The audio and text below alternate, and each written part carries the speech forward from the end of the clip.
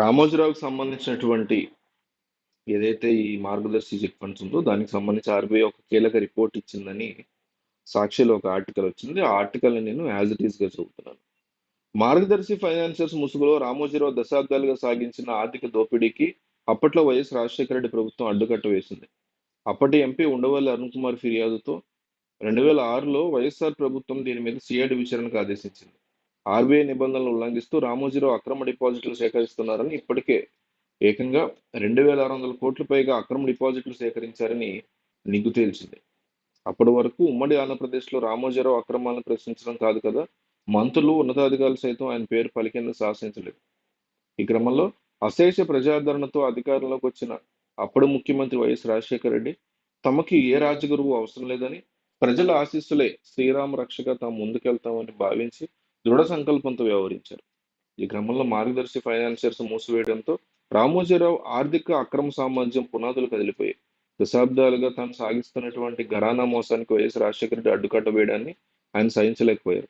దాంతో పట్టరాని ఆక్రోశం, నిషేధంతో, విద్వేషంతో వైఎస్ఆర్ ప్రభుత్వానికి వ్యతిరేకంగా ఈనాడు నిత్యం పేజీలకు పేజీలు తప్పుడు వార్తలు రాయించారు. యావత్ వైఎస్ఆర్ కుటుంబం లక్ష్యంగా చేసుకుని దుష్ప్రచారం తెగించారు. అయితే రామోజీ బ్లాక్మెయిల్ పాత్రికేయానికి వైఎస్ రాజశేఖర రెడ్డి వెరవలేదు. ఆయనతో ఏమాత్రం రాజీ పడలేదు.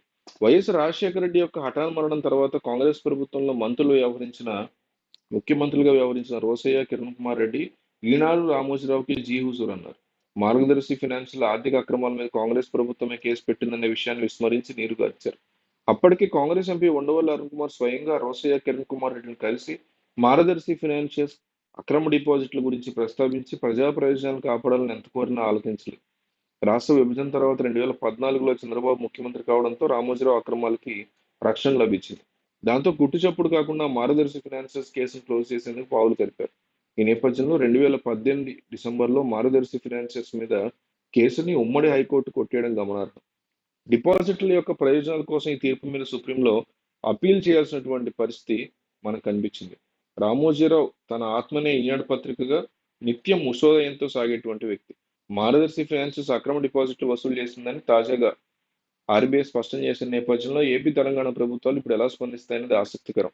ఇరు ప్రభుత్వాలు తెలంగాణ హైకోర్టుకి నెల 20న తమ అభిప్రాయం తెలపాల్సి ఉంది.